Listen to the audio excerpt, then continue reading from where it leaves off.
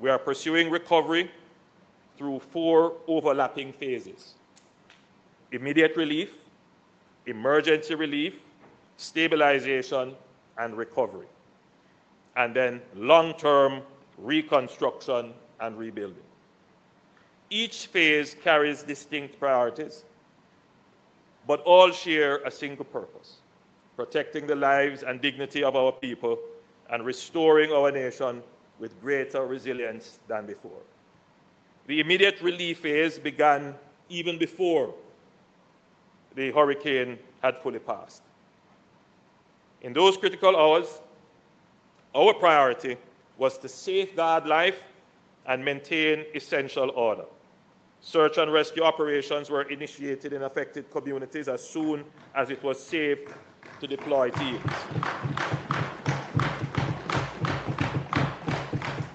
Emergency shelters continued to operate at scale, ensuring food, potable water, and medical services for displaced families.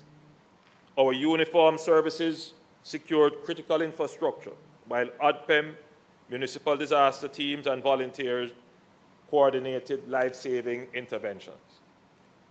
This phase focused on urgent humanitarian needs, clearing access routes for emergency response personnel, and stabilizing high-risk areas to prevent secondary loss of life.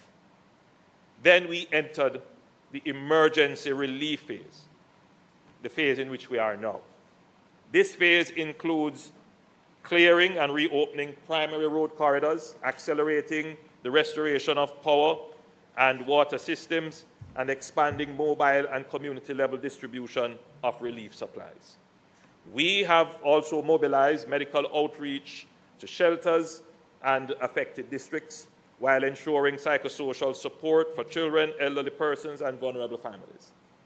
International humanitarian assistance, including airlifted supplies and technical teams, began to arrive and integrate with Jamaica's national response system during this stage.